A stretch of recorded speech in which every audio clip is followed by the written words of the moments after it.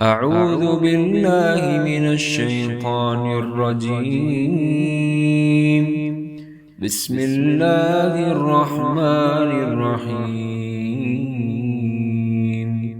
الحمد لله رب العالمين والصلاة والسلام على رسوله الكريم وعلى آله وصحبه أجمعين وأشهد أن لا إله إلا الله وأشهد أن محمدا عبده ورسوله۔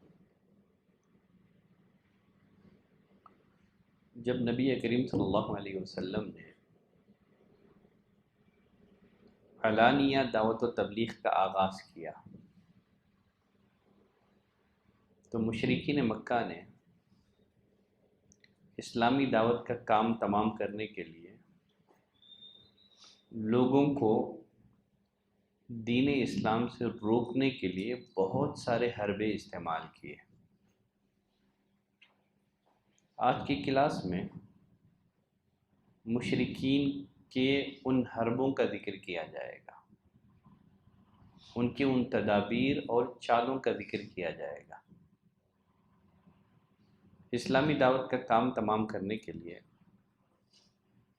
مشرکین مکہ نے، قریش مکہ نے جو تدبیریں اختیار کی، ان میں سب سے پہلی تدبیر، ان میں سب سے پہلا حربہ ابو طالب سے شکایت ہے۔ چونکہ نبی کریم صلی اللہ علیہ وسلم ابو طالب کی حمایت میں تھے، اس لیے قریش مکہ ابو طالب پر اثر انداز ہونے کی کوشش کی تاکہ وہ ڈر کر اپنے بھتیجے کو دین اسلام کی تبلیغ کرنے سے روک دے، یا کم از کم آپ کی حمایت سے دستبردار ہو جائیں، آپ کی مدد سے ہاتھ اٹھا لیں۔ چنانچہ اس مقصد سے ان کے بڑے بڑے سردار نبی کریم صلی اللہ علیہ وسلم کے چچا ابو طالب کے پاس گئے اور کہنے لگے ان ابن اخیک قد سب آلہتنا، آپ کا بھتیجا ہمارے معبودوں کو گالی دیتا ہے، وعاب دیننا، اور ہمارے دین میں کیڑے نکالتا ہے، ہمارے دین کی تردید کرتا ہے، وصفح احلامنا،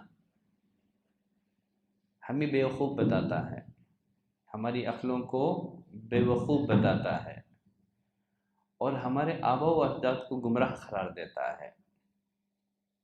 فَإِنَّكَ عَلَى مِثْلِ مَا نَحْنُ عَلَيْهِ مِنْ خِلَافِهِ، آخر آپ بھی تو ہماری طرح اس کے دین کے مخالف ہیں، آپ کی بجائے ہم خود اس سے نمٹ لیں گے، آپ اپنے بھتیجے کو روک دیں، یا تو پھر ہمارے اور اس کے درمیان سے ہٹ جائیں، ہم خود اس سے نمٹ لیں گے۔ فقال لهم ابو طالب قولا رفیقا، ابو طالب نے نرمی سے ان کو سمجھایا، اچھے طریقے سے مطمئن کر دیا، چنانچہ وہ لوگ چلے گئے۔ تو یہ سب سے پہلا حربہ تھا جو انہوں نے استعمال کیا، ابو طالب سے شکایت۔ لوگوں کو دین اسلام سے روکنے کے لیے مشرکین مکہ نے جو حربہ استعمال کیا تھا، ان میں دوسرا حربہ ابو طالب کو دھمکی ہے۔ ابو طالب سے شکایت کا کچھ بھی فائدہ نہیں ہوا، کیوں؟ اس لیے کہ نبی کریم صلی اللہ علیہ وسلم دعوت دین میں لگے رہے، لوگوں کو توحید کی طرف بلاتے رہے، دین اسلام کی تبلیغ کرتے رہے۔ اب اس کے بعد مشرکین مکہ غضبناک ہو گئے، پھر سے وہ دوبارہ نبی کریم صلی اللہ علیہ وسلم کے چچا ابو طالب کے پاس پہنچے اور سختی سے کہنے لگے ان لک سنا وشرفا ومنزلۃ فینا، اے ابو طالب، آپ عمر کے اعتبار سے، شرف کے اعتبار سے، مقام اور مرتبے کے لحاظ سے آپ ہم میں ایک ممتاز مقام رکھتے ہیں۔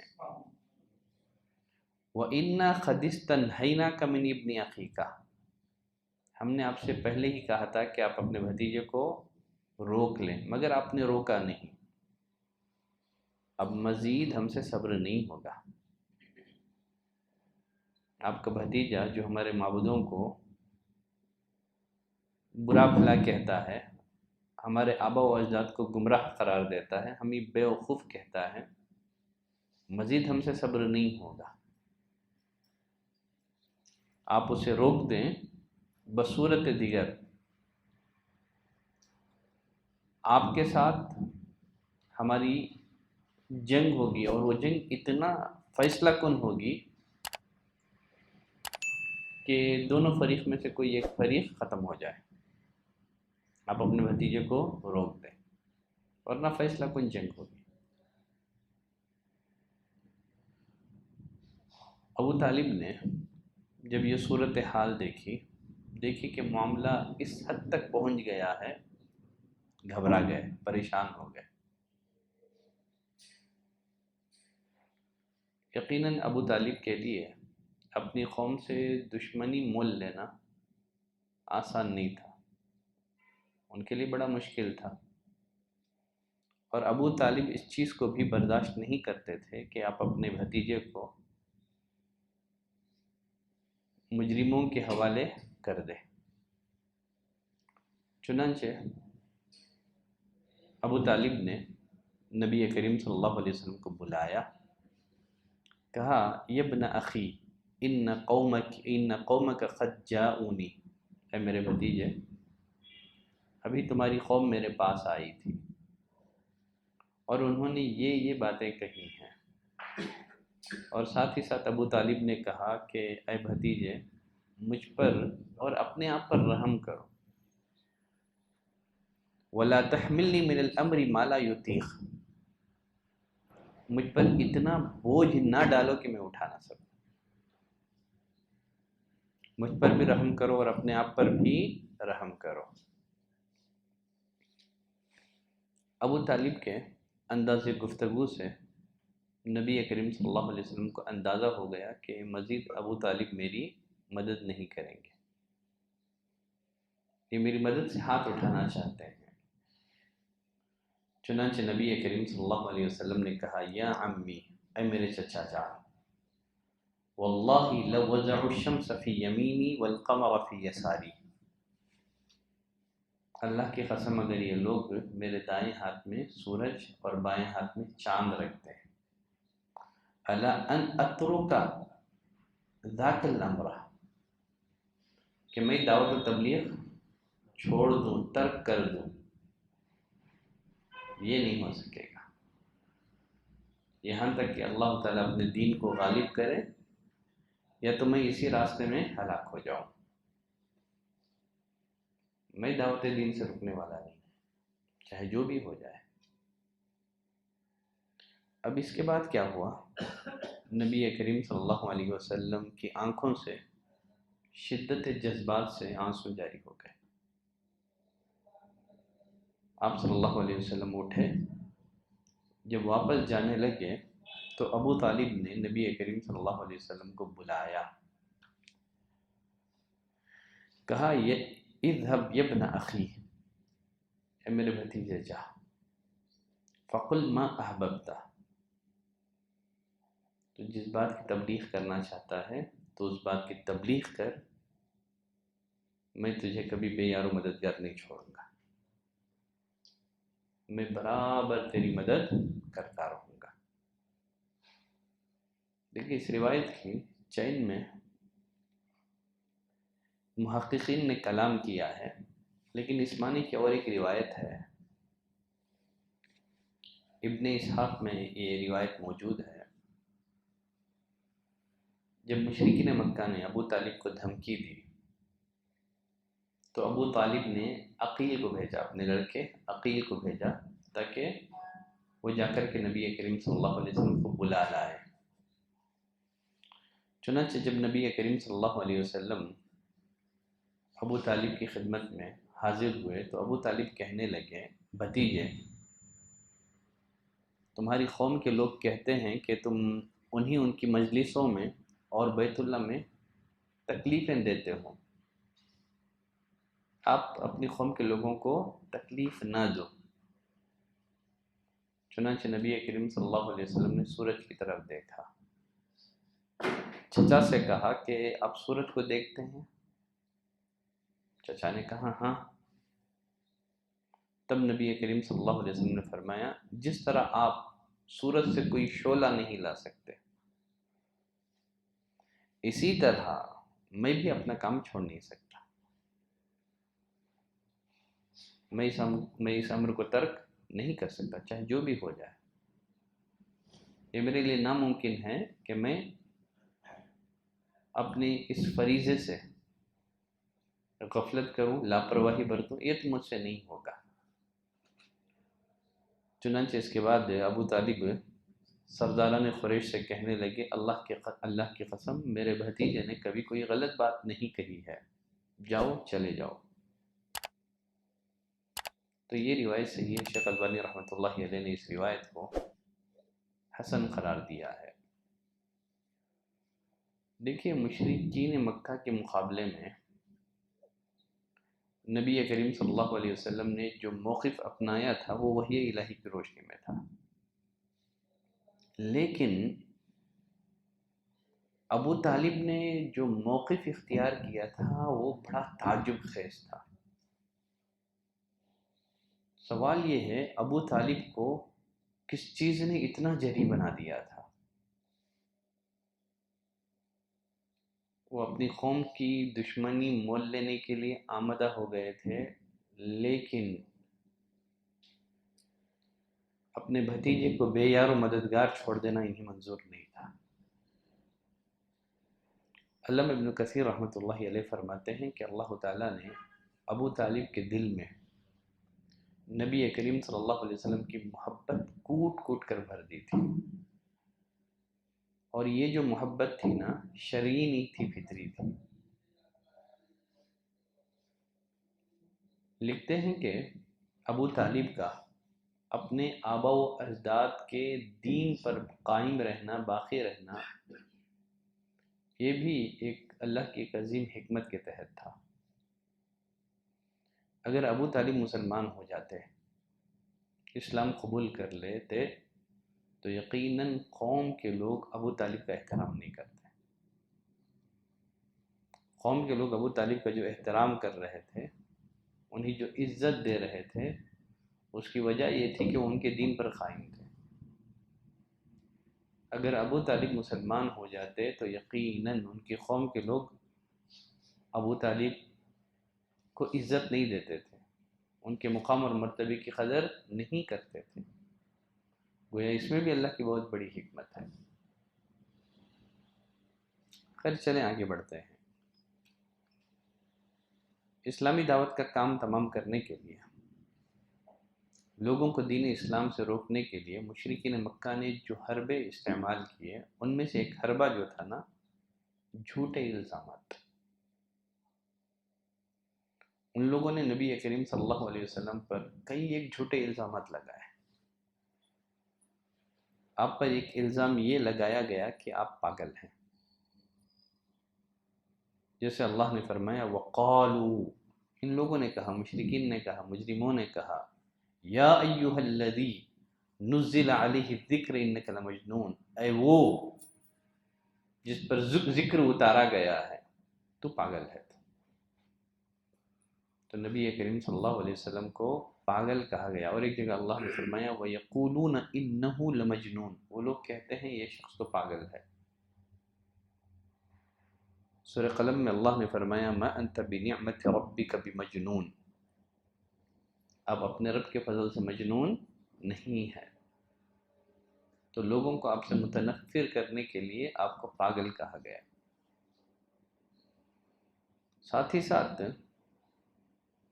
آپ پر جادو کا الزام لگایا گیا کہ آپ جادوگر ہیں، آپ پر جادو کر دیا گیا ہے، جیسے اللہ نے فرمایا وَعَجِبُوا أَنْ جَاءَهُمْ مُنذِرٌ مِّنْهُمْ، ان لوگوں کو تعجب ہے کہ ان کے پاس انہی میں سے ایک ڈرانے والا آیا ہے۔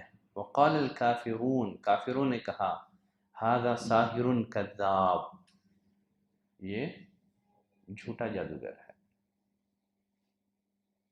تو آپ صلی اللہ علیہ وسلم کو جادوگر کہا گیا. وقال الظالمون ان تتبعون الا رجلا مسحورا. ظالموں نے کہا تم ایک ایسے شخص کی پیروی کرتے ہو جس پر جادو کیا گیا ہے. دیکھیے جہری دعوت کے آغاز کو کچھ ہی عرصہ ہوا تھا، حج کے ایام آ گئے، حج کا موسم قریب آ گیا. مشرکین مکہ کو اب فکر لاحق ہوئی، اس لیے کہ آپ صلی اللہ علیہ وسلم موسم حج میں گھوم گھوم کر لوگوں کو دعوت دیں گے. اب انہیں تشویش اور فکر لاحق ہوئی، کہیں یہ لوگوں کا عقیدہ، لوگوں کا دین نہ بدل دیں، کہیں اسلام مکے کے دیگر قبائل میں پھیل نہ جائیں. ان لوگوں کو تشویش لاحق ہوئی. چنانچہ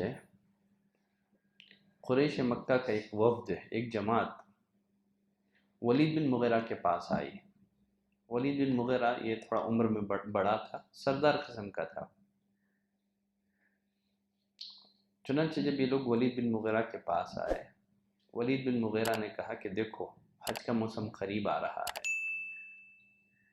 تم اس شخص کے بارے میں کسی ایک رائے پر اتفاق کر لو، اختلاف نہ کرو، ورنہ کیا ہوگا تم خود ایک دوسرے کو جھٹلا دو گے، ایک دوسرے کی تکذیب کر دو گے. اس لیے اس آدمی کے بارے میں کسی ایک رائے پر اتفاق کر لو. ایسا نہ ہو کہ کوئی کہے جھوٹا ہے، کوئی کہے جادوگر ہے، کوئی کہے کاہن ہے، کوئی کہے پاگل ہے. اس طرح تم خود ایک دوسرے کی تکذیب کر بیٹھو گے. اسی لیے بہتر ہے کسی ایک رائے پر اتفاق کر لو اور تمام حاجیوں کو باخبر کر دو.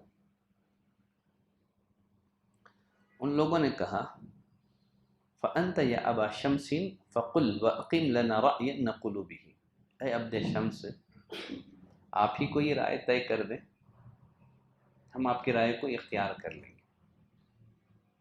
لوگوں کو آپ کے بارے میں کیا کہہ کر کے متنفر کیا جائے، آپ ہی کوئی ایک رائے طے کر دیں. ولید بن مغیرہ نے کہا بل انتم فقولوا اسمع. نہیں، تم ہی اپنے آرا پیش کرو، میں سنوں گا. قالوا، کچھ لوگوں نے کہا نقول کاہن، ہم آپ کے بارے میں کاہن کہہ کر کے کاہن جو فیوچر کے بارے میں بتاتا ہے، غیب کی خبریں بتاتا ہے، ہم کاہن کہیں گے. ولید بن مغیرہ نے کہا کہ ہم کاہنوں کو دیکھ چکے ہیں، کہانت کو جانتے ہیں، آپ میں کاہنوں کی کوئی علامت نہیں پائی جاتی. اب لوگوں نے کہا فنقول مجنون، ایسے کرتے ہیں کہ ہم آپ کے بارے میں کہیں گے کہ پاگل ہے. ولید بن مغیرہ نے کہا کہ نہیں، یہ بھی درست ٹھیک نہیں ہے، اس لیے کہ پاگل پن کی کوئی علامت آپ کے اندر نہیں ہے، نہ آپ بہکی باتیں کرتے ہیں، نہ الٹی سیدھی حرکتیں آپ کرتے ہیں. پھر لوگوں نے کہا فنقول شاعر، ہم آپ کے بارے میں حاجیوں کو یہ کہیں گے کہ آپ شاعر ہیں. ولید بن مغیرہ نے کہا ہم شاعروں کو جانتے ہیں، شاعری کی تمام قسموں سے ہم واقف ہیں، وہ شاعر بھی نہیں ہیں. لوگوں نے کہا فنقول ساحر، ایسا کرتے ہیں ہم آپ کو جادوگر کہیں گے. ولید بن مغیرہ نے کہا کہ لقد رأینا السحار، ہم نے ساحروں کو دیکھا ہے، جادو اور جادوگر سب ہم نے دیکھے ہیں. فما هو بنفسهم ولا عقدهم، اس میں نہ جادوگروں کسی جھاڑ پھونک ہے، نہ گرہ بندی ہے، نہ یہ جادوگروں کی طرح جھاڑ پھونک کرتا ہے، نہ گرہ بندی کرتا ہے. اب لوگوں نے کہا فما نقول یا عبد شمس، پھر کہیں تو کیا کہیں. اب اس وقت ولید بن مغیرہ نے کہا واللہ ان لہ لحلاوہ، اللہ کی قسم اس کی بات میں ایک عجیب مٹھاس ہے، شیرنی ہے، وَإِنَّ عَلَيْهِ لَطَلَاوَةً، اس کی گفتگو میں عجیب تر و تازگی ہے، وَإِنَّ أَعْلَاهُ لَمُثْمِرٌ، اس کا اوپری حصہ بڑا پھلدار ہے اور اس کا نیچے کا حصہ بڑا راحت بخش ہے، وَمَا يَقُولُ هَذَا بَشَرٌ، یہ کسی انسان کا کلام نہیں ہو سکتا ہے، اور ساتھ ہی ساتھ کہنے لگا وَمَا أَنْتُمْ بِقَائِلِينَ مِنْ هَذَا شَيْئًا إِلَّا عُرِفَ أَنَّهُ بَاطِلٌ، تم جو کچھ بھی کہو گے لوگوں کو واضح ہو جائے گا کہ وہ باطل ہے، اس لیے کہ جتنی باتیں تم نے پیش کی، جتنے آراء تم نے پیش کی، کوئی علامت آپ میں نہیں پائی جاتی، تم جو بھی کہو گے محمد کے بارے میں صلی اللہ علیہ وسلم، لوگوں کو معلوم ہو جائے گا کہ باطل ہے۔ ساتھ ہی ساتھ کہنے لگا وَأَنَّ أَقْرَبَ الْقَوْلِ فِيهِ لِأَن تَقُولُوا شَاعِرٌ، زیادہ لِأَن تَقُولُوا سَاحِرٌ، زیادہ مناسب یہی ہے کہ تم کہہ دو کہ جادوگر ہے، کیوں؟ جاء بقول هو سحر، اس لیے کہ اس کے بعد میں جادو ہے، اس نے میاں بیوی کو، بھائی بھائی کو آپس میں جدا کر دیا ہے، خاندانوں میں اس میں تفریق ڈال دی ہے، تو زیادہ مناسب یہی ہے کہ ہم آپ کے بارے میں کہیں گے کہ آپ ساحر ہیں، جادوگر ہیں۔ چنانچہ اسی رائے پر اتفاق کیا گیا۔ اب جو بھی قافلے آتے، قریش مکہ قافلے والوں کو آپ کے بارے میں یہ کہہ کر کے باخبر کرتے، ڈراتے کہ جادوگر ہیں، ان سے نہیں ملنا۔ دیکھیے بسا اوقات ایسے ہوتا ہے، یہ جو اسلام کے خلاف جو منفی پروپیگنڈے ہوتے ہیں نا، اس کے مثبت فائدے ہوتے ہیں۔ اسلام کی فطرت میں قدرت نے لچک دی ہے، اتنا ہی وہ ابھرے گا جتنا کہ دباؤ گے۔ اب اس کا فائدہ یہ ہوا کہ لوگوں میں ایک تجسس پیدا ہوا، اب لوگ اتنا جو ڈرا رہے ہیں محمد سے، چلو ہم بھی عقل و شعور رکھنے والے لوگ ہیں، سمجھدار لوگ ہیں، چلو ذرا ان کی بات سن کر تو دیکھتے ہیں۔ تو جتنا زیادہ منفی پروپیگنڈے کیے جائیں، بسا اوقات ان کی مثبت نتائج ہمارے سامنے ظاہر ہوتے ہیں۔ دیکھیے اسلام کے خلاف بھی موجودہ دور میں بھی کتنے سارے پروپیگنڈے کیے گئے، خصوصیت کے ساتھ اسلام کی جو تبلیغ ہوئی ہے نا، نشر و اشاعت ہوئی ہے نا، کس واقعے کے بعد ہوئی؟ 9/11 کا جو واقعہ ہے، یہ 9/11 کا واقعہ کرایا ہی اس لیے گیا تاکہ دہشت گردی کو اسلام سے جوڑ دیا جائے، لیکن آپ یقین مانیں اسلام کی نشر و اشاعت ہے نا، سب سے زیادہ اسی واقعے کے بعد ہوئی۔ اس واقعے کے بعد لوگوں نے جانا اسلام کیا ہے، تو اسلام کے خلاف کیے جانے والے منفی پروپیگنڈے کے مثبت نتائج برآمد ہوتے ہیں۔ خیر چلیں آگے بڑھتے ہیں۔ مشرکین مکہ نے نبی کریم صلی اللہ علیہ وسلم پر جھوٹ بولنے کا الزام لگایا، کہا وقال الذین کفروا ان ھذا الا افک افتراہ، کافروں نے کہا یہ سب جھوٹ ہے جو اس نے خود گھڑ لیا ہے، قرآن یہ اللہ کا کلام نہیں ہے،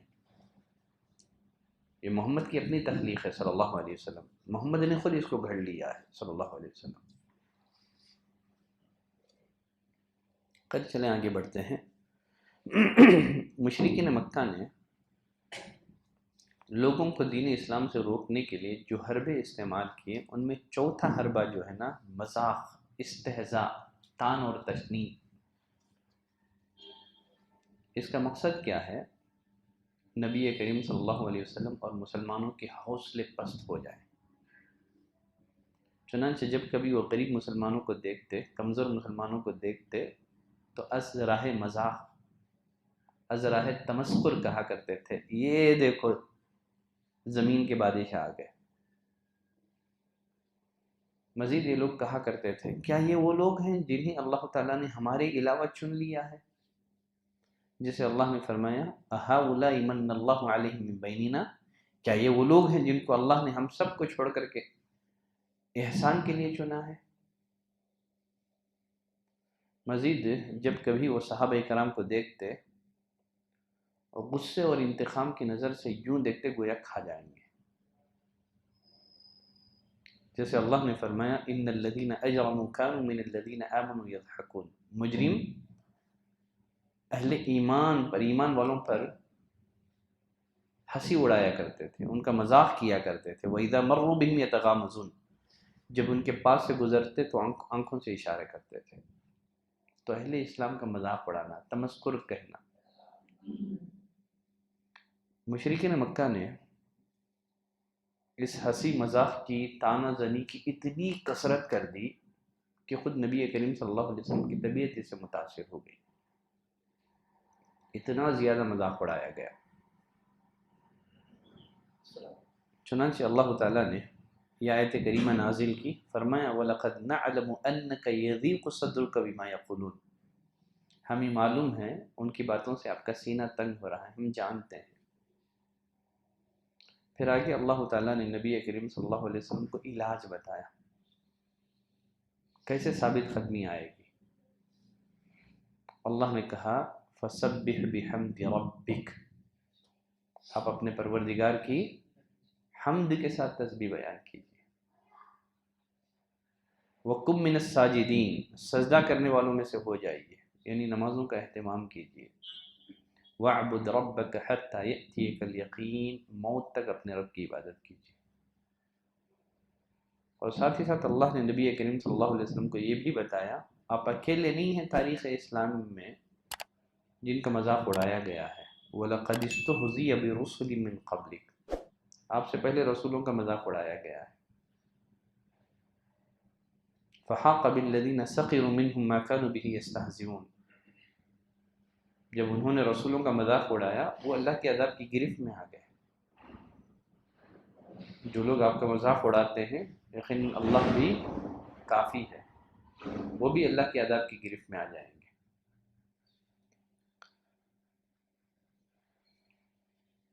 مشرکین مکہ نے لوگوں کو دین اسلام سے روکنے کے لیے جو حربے استعمال کیے، پانچواں حربہ لوگوں کو آپ کی بات سننے سے روکنا۔ وہ کیسے؟ آپ صلی اللہ علیہ وسلم کسی مجلس میں لوگوں کو نصیحت کر رہے ہوتے، توحید کا پیغام سنا رہے ہوتے، تو ان لوگوں نے آپس میں یہ طے کیا تھا وہاں جا کر کے ہنگامہ کرنا ہے، شور مچانا ہے، تاکہ لوگوں کو آپ کی بات سننے کا موقع نہ ملے، لوگوں کو وہاں سے بھگانا ہے۔ جیسے اللہ نے فرمایا وَقَالَ الَّذِينَ كَفَرُوا لَا تَسْمَعُوا لِهَذَا الْقُرْآنِ، کافروں نے کہا اس قرآن کو مت سنو، وَالْغَوْا فِيهِ، اس کی خیرات میں کیا کرو، خامخواہ شور شرابہ کرو، لَعَلَّكُمْ تَغْلِبُونَ، شاید اس طرح تم غالب آ جاؤ۔ تو ایک حربہ یہ استعمال کیا گیا کہ لوگوں کو قرآن سننے سے روکنا ہے، نبی کی دعوت سننے سے روکنا ہے، جہاں آپ دعوت دے رہے ہوں وہاں جا کر کے شور شرابہ ہنگامہ کرنا ہے تاکہ لوگ آپ کی دعوت سن نہ پائیں۔ دیکھیے اسی تدبیر کا ایک حصہ یہ بھی تھا کہ نضر بن حارث یہ شام گیا، ہیرا گیا، وہاں سے جا کر کے کچھ کہانیاں وہ سیکھ کر کے آیا۔ مکے میں جہاں کہیں مجلس جمتی تھی نا، وہ نبی کریم صلی اللہ علیہ وسلم سے پہلے جا کر کے وہاں قصے کہانیاں سنانے لگتا، تاکہ لوگوں کو آپ صلی اللہ علیہ وسلم کی بات سننے کا موقع ہی نہ ملے۔ جہاں بھی مجلس جمتی آپ سے پہلے پہنچ جاتا تھا، قصے کہانیاں سنانے لگتا۔ اگر پتہ چلتا کہ آپ صلی اللہ علیہ وسلم کسی مجلس میں بیٹھ کر کے آپ نے وہاں واعظ اور نصیحت کی ہے، آپ کے جاتے ہی وہاں ٹپک پڑتا اور قصے کہانیاں سناتا، کہتا کہ کیوں کر محمد کی بات مجھ سے اچھی ہو سکتی ہے صلی اللہ علیہ وسلم۔ بلکہ ایک قدم آگے بڑھ کر کے اس نے کیا کیا، نضر بن حارث نے کچھ گانے والی لونڈیاں خریدی، جس کے بارے میں بھی پتہ چلتا کہ وہ اسلام کی طرف مائل ہو رہا ہے، اس کو لے کر کے ان لونڈیوں کے پاس جاتا، کہتا کہ اسے کھلاؤ پلاؤ، اسے گانے سناؤ اور اسے بتاؤ کہ یہ چیز بہتر ہے محمد کی دعوت سے صلی اللہ علیہ وسلم۔ اسی پس منظر میں اللہ تعالیٰ نے یہ آیت کریمہ نازل کی، وَمِنَ النَّاسِ مَن يَشْتَرِي لَهْوَ الْحَدِيثِ، لوگوں میں کچھ ایسے بھی ہیں جو لہو الحدیث خریدتے ہیں تاکہ بغیر علم کے لوگوں کو گمراہ کر سکیں۔ تو مشرکین مکہ نے لوگوں کو دعوت اسلامی سے روکنے کے لیے جو حربے استعمال کیے، ان میں ایک حربہ کیا ہے؟ آپ کی دعوت سننے سے روکنا ہے۔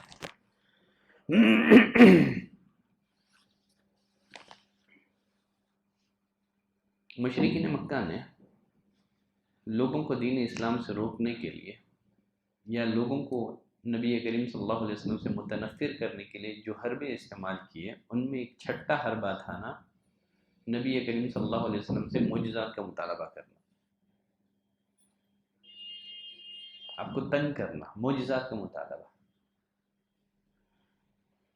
جیسے کفار کہا کرتے تھے وَقَالُوا مَا لِهَذَا الرَّسُولِ، کافروں نے کہا یہ کیسا رسول ہے، یأکل الطعام، کھانا کھاتا ہے، وَيَمْشِي فِي الْأَسْوَاقِ، بازاروں میں چلتا پھرتا ہے، لولا انزل الیہ ملک، اس کے پاس کوئی فرشتہ کیوں نہیں بھیجا جاتا، فیکون معہ نذیرا، کہ وہ بھی اس کے ساتھ ڈرانے والا بن جاتا،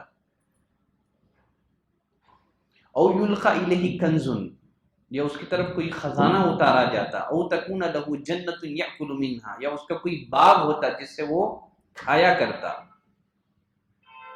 وقال الظالمون ان تتبعون الا رجلا مسحورا، ظالموں نے کہا تم ایک ایسے آدمی کی پیروی کر رہے ہو جس پر جادو کیا گیا ہے۔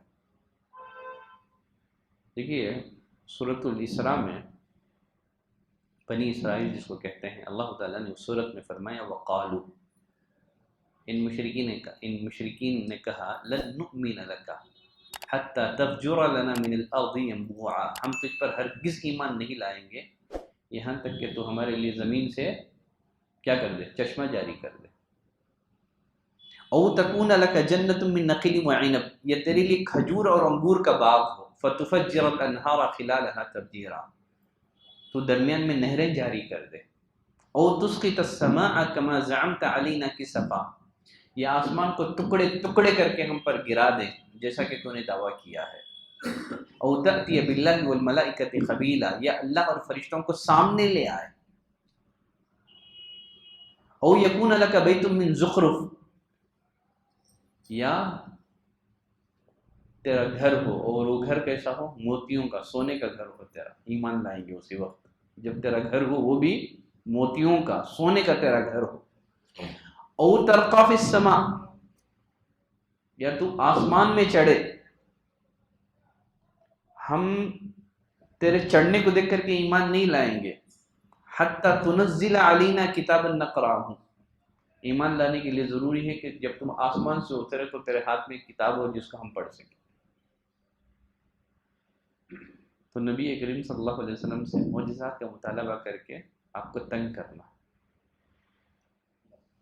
اللہ تعالیٰ نے اس کا جواب اسی آیت میں دیا، قل سبحان ربی، اے نبی آپ کہہ دیجئے میرا رب پاک ہے، هل كنت الا بشر رسولا، میں تو ایک بشر اور رسول ہوں، میرے ہاتھ میں معجزات نہیں ہیں۔ پھر آگے اللہ نے فرمایا وما منع الناس ان يؤمنوا اذ جاءهم الهدى، جب لوگوں کے پاس ہدایت آئی، ہدایت قبول کرنے سے کون سی چیز رکاوٹ بنی؟ انہوں نے کہا ابعث اللہ بشر رسولا، کہ اللہ نے ایک بشر کو رسول بنا کر کے بھیجا ہے۔ اور ایک جگہ اللہ نے فرمایا وَلَوْ أَنَّنَا نَزَّلْنَا إِلَيْهِمُ الْمَلَائِكَةَ وَكَلَّمَهُمُ الْمَوْتَى، اگر بلا شبہ ہم ان کی طرف فرشتے اتارتے، مردہ زندہ ہو کر کے ان سے کلام کرتا، وَحَشَرْنَا عَلَيْهِمْ كُلَّ شَيْءٍ قُبُلًا، ان کے سامنے ہر چیز کو ہم اکٹھا کر دیتے، مَا كَانُوا لِيُؤْمِنُوا، یہ لوگ ایمان نہیں لاتے۔ یہ لوگ معجزات کا جو مطالبہ کر رہے ہیں کہ اگر آپ یہ معجزات ظاہر کر دیں تو ہم ایمان لے آئیں گے، اللہ نے فرمایا ان لوگوں کا معجزات کا مطالبہ کرنا یہ عناد اور سرکشی کی بنا پر ہے، ایمان لانے کا کوئی ارادہ نہیں ہے۔ اگر ہم ان کی خواہش کے مطابق معجزات ظاہر کر بھی دیں تو ایمان نہیں لائیں گے۔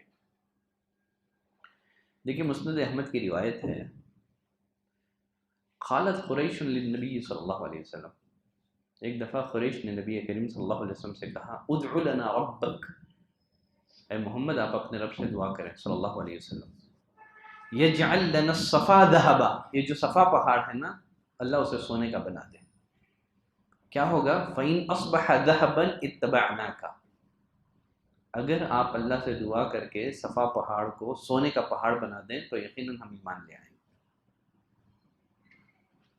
فَدَعَا رَبَّهُ، آپ تھے بھی لوگوں کی ہدایت کے بڑے حریص، آپ نے اللہ سے دعا کی۔ فَأَتَاهُ جبریل علیہ السلام، صحیح روایت ہے، جبریل علیہ السلام تشریف لائے، کہا ان ربک یقرئک السلام، اے محمد آپ کا رب آپ کو سلام کہتا ہے صلی اللہ علیہ وسلم۔ وَيَقُولُ لَكَ، آپ کا رب آپ سے کہتا ہے ان شئت اصبح لهم الصفا ذهبا، اگر آپ چاہتے ہیں تو ہم صفا پہاڑ کو سونے کا بنا دیتے ہیں، لیکن اس کے بعد کیا ہوگا؟ فَمَنْ كَفَرَ مِنْهُمْ، صفا پہاڑ کو اگر سونے کا پہاڑ بنا دیا جائے اس کے بعد اگر وہ کفر کریں گے،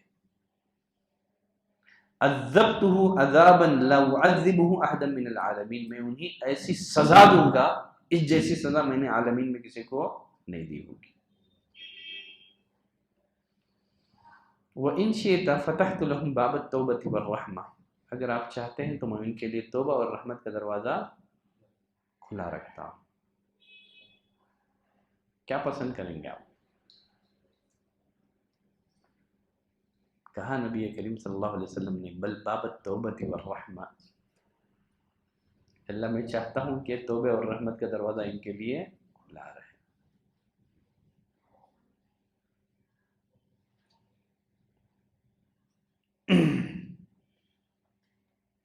چلیں آگے بڑھتے ہیں۔ اسی طرح انہوں نے نبی کریم صلی اللہ علیہ وسلم سے مطالبہ کیا کہ آپ کوئی بھی معجزہ دکھا دیں ہم ایمان لے آئیں گے۔ چنانچہ نبی کریم صلی اللہ علیہ وسلم نے معجزہ دکھایا ان کو۔ کون سا معجزہ؟ شق قمر کا معجزہ۔ ایمان لائے؟ نہیں لائے۔ انس بن مالک فرماتے ہیں سأل اہل مکہ ان یریہم آیہ، اہل مکہ نے نبی سے پہلے تو پرٹیکولر معجزات کا مطالبہ کیا، بعد میں کہا کہ اے محمد کوئی بھی ایک معجزہ دکھا دیں چل ہم ایمان لے آئیں گے۔ فَأَرَاهُمْ انشقاق القمر، تو آپ صلی اللہ علیہ وسلم نے انہیں چاند کا پھٹنا دکھایا۔ عبداللہ بن مسعود کی روایت ہے انشق القمر علی عہد رسول اللہ صلی اللہ علیہ وسلم فرقتین، نبی کریم صلی اللہ علیہ وسلم کے زمانے میں چاند دو ٹکڑوں میں پھٹ گیا۔ فرقتن فوق الجبل، ایک ٹکڑا پہاڑ کے اوپر گرا، تو فرقتن دونہ، ایک ٹکڑا دوسری جانب گرا۔ فقال رسول اللہ صلی اللہ علیہ وسلم اشہدوا، تو آپ صلی اللہ علیہ وسلم نے فرمایا گواہ ہو جاؤ، تم نے معجزے کا مطالبہ کیا، میں نے معجزہ تمہیں دکھا دیا ہے۔ عبداللہ بن مسعود رضی اللہ تعالیٰ عنہ کی اور ایک روایت میں یہ روایت دلائل النبوہ میں موجود ہے۔ عبداللہ بن مسعود فرماتے ہیں انشق القمر بمکہ، مکے میں چاند شق ہو گیا، پھٹ گیا، دو ٹکڑے ہو گئے، حتی صار فرقتین فقال کفار قریش، اتنا بڑا معجزہ انہوں نے اپنے آنکھوں سے دیکھا تو کفار قریش نے اہل مکہ سے کہا ھذا سحر، یہ جادو ہے، ابو کبشہ نے جادو کر دیا ہے تمہاری آنکھوں پر۔ ساتھ ہی ساتھ کہنے لگی انظروا الصفار، تھوڑا ویٹ کرو، لوگ سفر پہ گئے ہیں تجارت کے لیے، قافلے، ان سے پوچھو، ان سے دریافت کرو کیا انہوں نے بھی چاند کو دو ٹکڑے ہوتے ہوئے دیکھا ہے۔ اگر وہ شہادت دے، اگر مسافر کہہ دے کہ انہوں نے دیکھا ہے تو تب محمد سچا ہے صلی اللہ علیہ وسلم۔ چنانچہ جب قافلے سفر سے واپس ہوئے ان سے پوچھا گیا کیا تم نے بھی چاند کو 2 ٹکڑے ہوتے ہوئے دیکھا ہے، پھٹتے ہوئے دیکھا ہے؟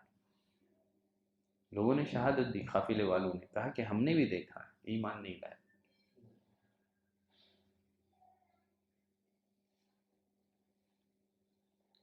مشرکین مکہ نے لوگوں کو دین اسلام سے روکنے کے لیے یا اسلامی دعوت کا کام تمام کرنے کے لیے ایک 7واں حربہ یہ استعمال کیا، سودے بازی۔ سودے بازی کا مطلب کچھ لو اور دو کا معاملہ، کچھ لو اور دو کا معاملہ۔ مشرکین مکہ چاہتے تھے کہ اسلام اور کفر آپس میں گڑمڑ ہو جائے۔ مشرکین اپنی بعض باتوں کو چھوڑ دیں، نبی کریم صلی اللہ علیہ وسلم اپنی بعض باتوں سے دستبردار ہو جائیں، آپ بھی چھوڑ دیں۔ جیسے اللہ نے فرمایا وَدُّوا لَوْ تُدْهِنُ فَيُدْهِنُونَ، یہ لوگ چاہتے ہیں کہ آپ بھی کچھ نرمی کریں، وہ بھی نرمی اختیار کر لیں۔ اسی سلسلے میں انہوں نے نبی کریم صلی اللہ علیہ وسلم سے ایک پیشکش کی کہ آپ ایک دن ہمارے معبودوں کی عبادت کریں، ایک دن ہم آپ کے معبود کی عبادت کرتے ہیں، ایک سال آپ ہمارے معبودوں کی عبادت کریں، دوسرے سال ہم آپ کے معبود کی عبادت کرتے ہیں۔ تو اللہ نے کون سی سورت اتاری؟ قُلْ يَا أَيُّهَا الْكَافِرُونَ لَا أَعْبُدُ مَا تَعْبُدُونَ، جن کی تم عبادت کرتے ہو ان کی عبادت کرنے والا نہیں ہوں، وَلَا أَنْتُمْ عَابِدُونَ مَا أَعْبُدُ، نہ تم عبادت کرنے والا ہو اس کی جس کی میں عبادت کرتا ہوں۔ پھر آخری آیت لَكُمْ دِينُكُمْ وَلِيَ دِينِ۔ ان سب معاملات میں کمپرومائز، مصالحت کا سوال ہی نہیں ہے توحید اور شرک کے معاملے میں۔ تمہارے لیے تمہارا دین، میرے لیے میرا دین۔ دیکھیے اس طرح کا ایک سودا انہوں نے ابو طالب سے بھی کیا، بڑا عجیب و غریب سودا ہے۔ یہ لوگ ابو طالب کے پاس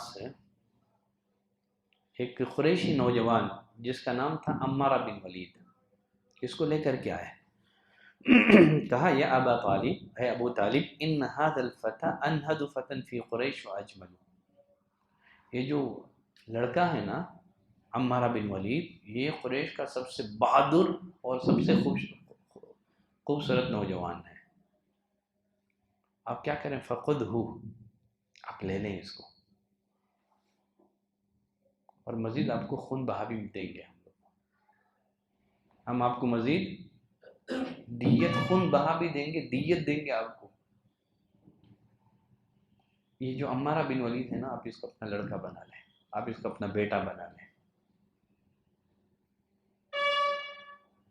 وَأَسْلِمْ إِلَيْنَا ابْنَ أَخِيكَ، تمہارا جو بھتیجا ہے نا آپ اس کو ہمارے حوالے کر دیں،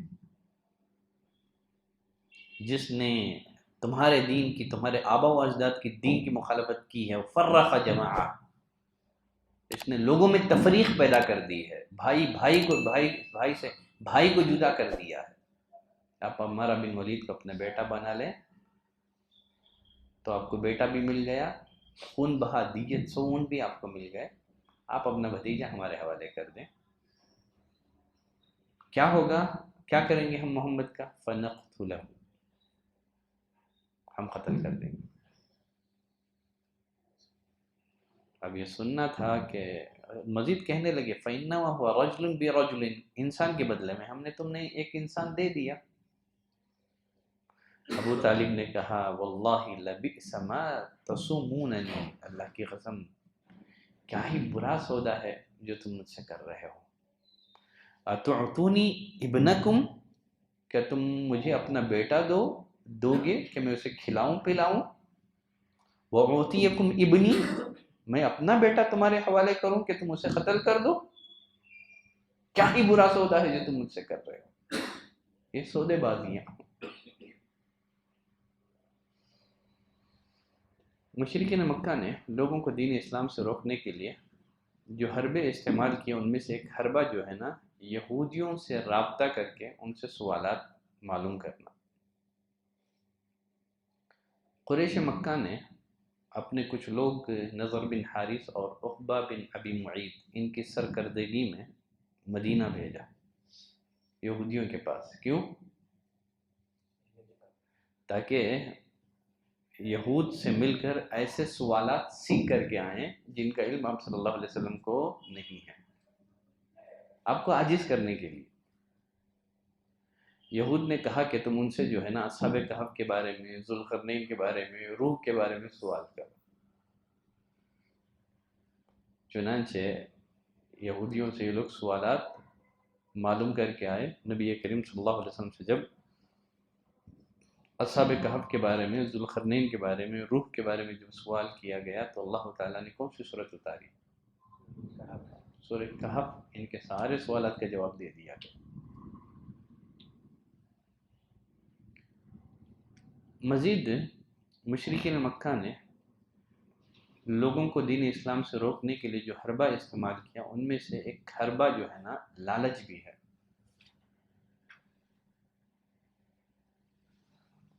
قریش نے اپنے ایک سردار عتبہ بن ربیعہ کو نبی کریم صلی اللہ علیہ وسلم کے پاس بھیجا۔ چنانچہ وہ نبی کریم صلی اللہ علیہ وسلم کے پاس آیا، کہنے لگا کہ بھتیجے، تو نسب کے لحاظ سے، خاندان کے لحاظ سے یقیناً بڑے اونچے مرتبے کا ہے تو، لیکن تو نے ایک نیا دین پیش کر کے اپنے قوم میں تفریق ڈال دی ہے۔ کہنے لگا فاسمع منی، اے میرے بھتیجے غور سے سن، اعرض علیک امورا لعلک تقبل بعضها، میں تجھے چند چیزوں کی پیشکش کرتا ہوں، امید کہ تو ان میں سے کوئی ایک قبول کر لے گا۔ کہا ان كنت انما تريد بهذا الامر مالا جمعنا لك من اموالنا حتى تكون اكثر مالا، اگر تو اپنی اس تحریک کے ذریعے سے مال جمع کرنا چاہتا ہے تو ہم چندہ کر کے اتنا مال اکٹھا کریں گے کہ تو عرب کا سب سے بڑا مالدار بن جائے گا، لیکن تو اپنی دعوت سے دستبردار ہو جا۔ اگر تیری اس تحریک کے پیچھے تیری چاہت ہی یہ ہے کہ تو مال کمانا چاہتا ہے تو ہم مال جمع کر کے تیرے قدموں میں ڈال دیں گے۔ ان كنت انما تريد بهذا الامر شرفا سودناك علينا، اگر تو سرداری کا منصب چاہتا ہے تو ہم کیا کر دیتے ہیں، تجھے اپنا سردار مان لیتے ہیں، تجھے پوچھے بغیر کوئی فیصلہ نہیں کریں گے۔ وَإِن كُنْتَ تُرِيدُ مُلْكًا، اگر تو بادشاہت چاہتا ہے تو ہم تجھے بادشاہ تسلیم کر لیتے ہیں۔ مزید اس نے کہا اگر تجھے کوئی دماغی عارضہ ہے، کچھ مینٹل پرابلم ہے جس کے آگے تو بے بس ہے، تو ہم تیرا علاج کرتے ہیں، چاہے علاج میں کتنے ہی روپے خرچ کیوں نہ ہو جائے۔ بعض روایتوں سے پتہ چلتا ہے کہ انہوں نے اور ایک بھی پیشکش نبی کریم صلی اللہ علیہ وسلم سے کی۔ وہ کیا ہے؟ اگر آپ عورتوں کی چاہت رکھتے ہیں، بس آپ اشارہ کر دیں فلاں خاندان کی، فلاں گھرانے کی فلاں لڑکی مجھے پسند ہے، 10 لڑکیوں سے نکاح کرا دیتے ہیں۔ چنانچہ نبی کریم صلی اللہ علیہ وسلم نے عتبہ بن ربیعہ کی گفتگو سنی، وہ پیشکش کرتا چلا گیا۔ جب عتبہ اپنی بات سے فارغ ہو گیا تو نبی کریم صلی اللہ علیہ وسلم نے سورہ حامیم کا آغاز کیا۔ سورہ حامیم کی تلاوت آپ نے شروع کر دی، یہاں تک کہ آپ آیت نمبر 13 تک پہنچ گئے، تو اس میں اللہ تعالیٰ نے قوم ثمود اور عاد پر جو عذابات بھیجے ہیں نا، ان عذابات کا ذکر ہے ان آیتوں میں۔ جب وہ ان آیتوں کی تلاوت سننے لگا تو عتبہ نے اپنا ہاتھ اپنے پہلو پر رکھا اور اٹھ کھڑا ہو گیا۔ اسے یوں محسوس ہوا کہ جو عذاب قوم ثمود پر اور عاد پر آیا تھا، کہیں وہ عذاب اس پر بھی آنا پڑے۔ ایک دم گھبراتے ہوئے اٹھ کھڑا ہو اس مجلس سے۔ پھر قریش کے پاس آیا، آ کر کہنے لگا کہ اے قریش کے لوگوں، جو کچھ میں نے سنا ہے وہ شعر ہے، نہ جادو ہے، نہ کہانت ہے۔ جو کچھ میں نے سنا ہے وہ شاعری ہے، نہ پوئٹری ہے، نہ جادو ہے، نہ کہانت ہے۔ میں تم سے اپیل کرتا ہوں، درخواست کرتا ہوں کہ محمد کو اس کے ہاتھ پر چھوڑ دو صلی اللہ علیہ وسلم۔